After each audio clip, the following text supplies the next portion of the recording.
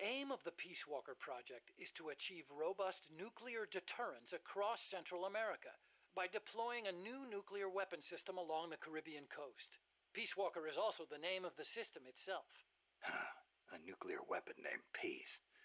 I can just see the look on Kaz's face. So why exactly does this new system need legs in the first place? Because it's a walker, an unmanned weapon moving under its own power and capable of launching a deterrent strike from anywhere. That's the whole idea behind Peace Walker. The reason Peace Walker is a mobile nuclear weapon system is to maximize its potential as a nuclear deterrent. How so? If need be, Peace Walker can stay constantly on the move so that the adversary can't pinpoint its position. That allows it to avoid preemptive enemy strikes. So you're saying it keeps the retaliation card in play? Coldman likes to brag about it in this way. Like a land-based version of an SSBN. And there's another reason for them to be mobile. Peace Walker also has a self-destruct function. Why would Peace Walker need a self-destruct function? You saw it, didn't you, Snake? That sphere on Peace Walker's head? Yeah? That's a hydrogen bomb. What? You're telling me that thing's a thermonuclear device? Do they have any idea what kind of destruction that thing would cause? I know, it's crazy. I mean, even overkill has its limits.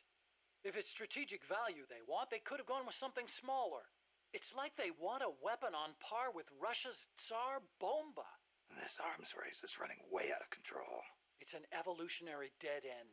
A saber-toothed tiger. You can't load a warhead that big on a missile, of course. And no strategic bomber could carry it. That's where Peace Walker comes in. So, it waltzes into enemy territory carrying a hydrogen bomb and blows itself up. Christ. The biggest nuclear warhead ever actually detonated was the Soviet RDS-220, nicknamed Tsar Bomba. It had an estimated yield of 57 megatons, 10 times as much power as all the explosives used throughout World War II. The test took place on October 30, 1961, above Novaya Zemlya. The explosion is believed to have created a fireball over 2 miles in diameter. Can you believe that? Like a miniature sun. The explosion was seen as far off as Finland, 600 miles away, and some people even reported windows shattering. The shock wave traveled 3 times around the Earth. 3 times? Peace Walker is armed with a massive hydrogen bomb, even more destructive than Tsar Bomba. It can sneak into enemy territory, lie low, and in the event of an enemy nuclear strike, detonate itself in retaliation. And the locomotion system that lets it do that? My research. Snake, those legs were supposed to make my dream come true. Now they're about to jump the fence of nuclear deterrence. You have to stop them. I'll apply all my energy into developing weapons and equipment to help you do it. Sounds like a deal. What made you put an AI into Peace Walker? Well, for one thing, because it can't be manned. Peace Walker's designed to enter enemy territory and blow itself up, if necessary. You can't put a person inside a weapon that could blow at any time, can you?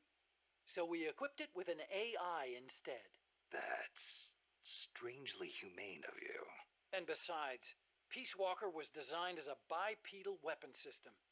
You can't imagine how hard it shakes when it walks. It'd turn a man into mush. Plus, when launching a nuclear missile, it has to perform ballistic calculations in real time. See? Because it's always moving. Hold on. If that's all it does, then a high-performance computer ought to do the job. It doesn't need intelligence. That's a very good point, Snake. Which brings me to the real reason. Peace Walker needs AI to make decisions regarding nuclear retaliation. It's what ensures perfectly mutual assured destruction. I've heard all this before. You want a war between machines? We'd never actually launched the first nuke, of course. It's strictly a counterattack system. Only a politician could make such an illogical decision as starting a nuclear war. Conversely, if an adversary launches a nuke at us, the AI will not fail to retaliate. Therefore, the adversary can't launch. The AI guarantees it. Even so, launching nukes without authorization? Boomer captains have the authority to launch if land communications are cut off? It's the same principle. Not even the captain of a boomer can make that decision alone. The way I heard it, that's the only situation where insubordination is allowed. Only because humans are imperfect. That's Coldman's line of thinking. You're saying that machines don't make mistakes? That's a myth. Worse than that, it's blind faith. We wouldn't put our faith, our fate, into the hands of any ordinary machine. That's what the AI is for. The decision to launch a retaliatory strike requires high-level judgment. You have to take into account not only the state of the war, but the entire world. And sometimes, you need to make a guess based on incomplete information. Huh. You think an AI can do all that? Yeah. At least Dr. Strangelove does. Metal Gear. Huh? What about it? You mumbled that when I first explained about Peace Walker. I'm curious what it meant. Exactly what it says. Metal Gear. Granin coined the term. Granin did? He thought of his technology as the metal gear that meshes infantry with artillery. I like the sound of that. Metal Gear. It's got a nice ring to it. Better than an outright lie like Peace Walker, anyway. Those papers the CIA gave you, was there any data on the Shagohod in there? Shagohod? A nuclear tank that launches IRBMs. It competed against Granin's system for approval. Oh, the thing with the rockets.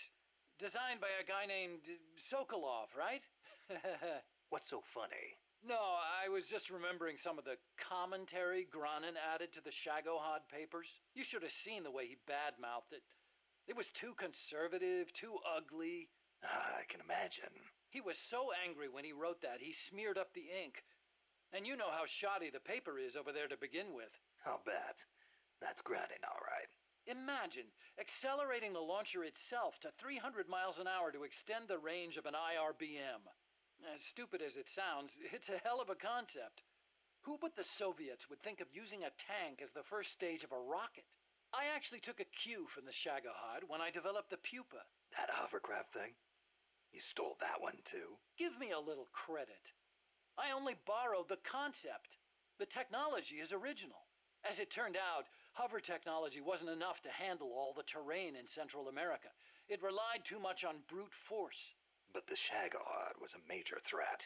That thing could corner like you wouldn't believe. Built pretty tough, too. You sure know a lot about it. It almost did me in. I couldn't forget it if I tried. Did you in? So you were the one who took it down. Wow! You really are amazing. I didn't do it alone. No, seriously, thank you. We might not be here today if they'd begun mass-producing that thing.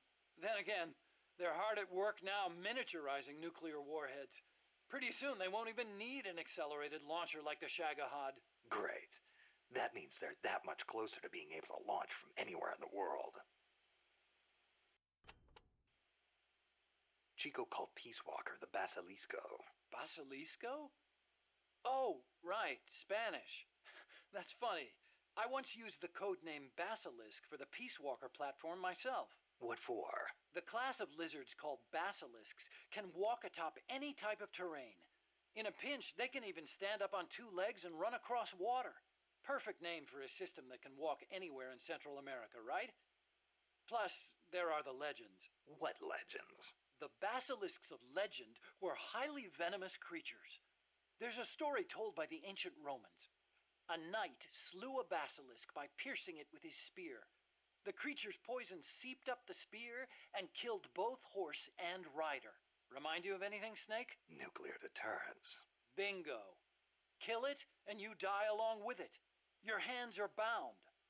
I wanted Peace Walker to be like that. You should know that people aren't that rational. Sometimes people do things that don't make sense, even when they know they're going to die. Or maybe it's because of that. Maybe you're right. But that's exactly what I don't understand. Let me get this straight.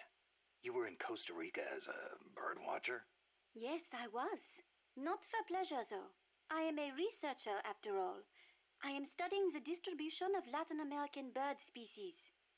With today's compact cassette tape recorders, even a woman like me can carry her recording equipment by herself. But it was a mistake to come alone. Even so, there sure are a lot of wild birds in Costa Rica. Aren't there? Over 800 different species, said to be more than 10% of all living bird species on Earth. How many can you name, Mr. Ornithologist? Hey, I was just trying not to scare you. You should at least have a basic knowledge of Costa Rica. How about this?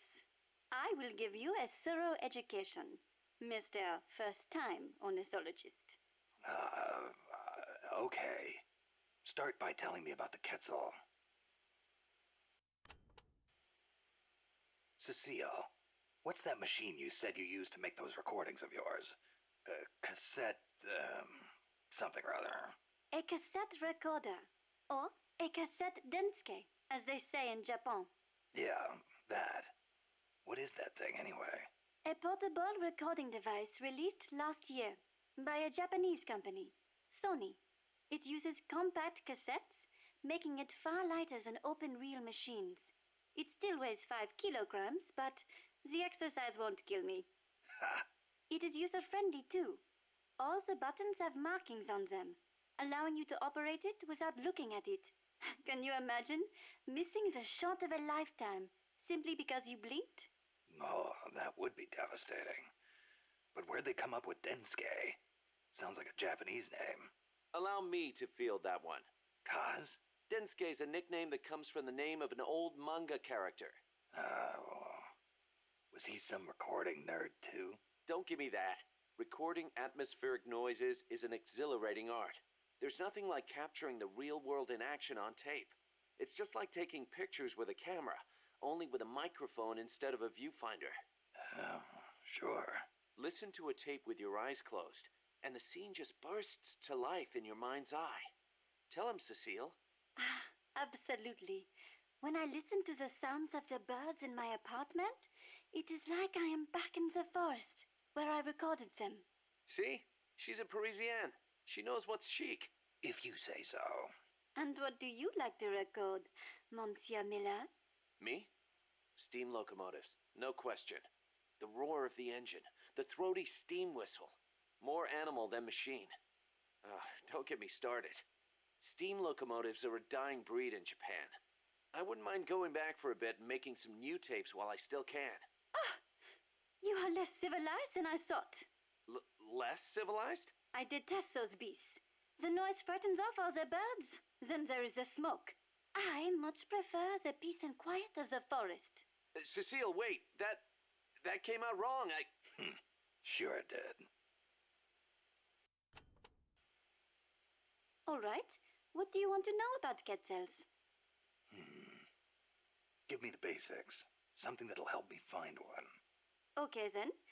First of all, as I'm sure you remember, the quetzal's wings and back are emerald green, a dazzling blend of viridian fading into blue.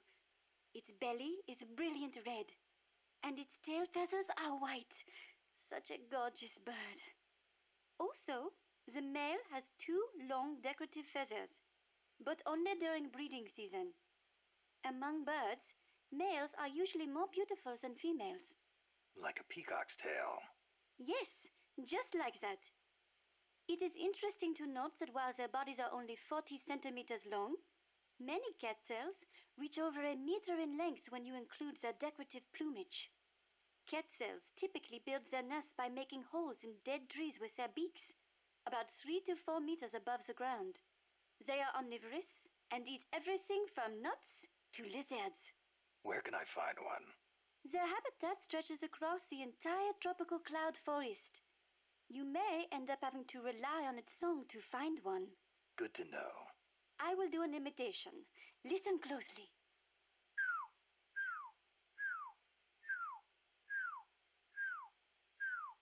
Hey, not bad. Shall I do a chicken next? Cluck, cluck, cluck, buck, buck, buck. No thanks. That's enough. Are you sure? How about a monkey? Yeah, don't need that either. Oh, all right then.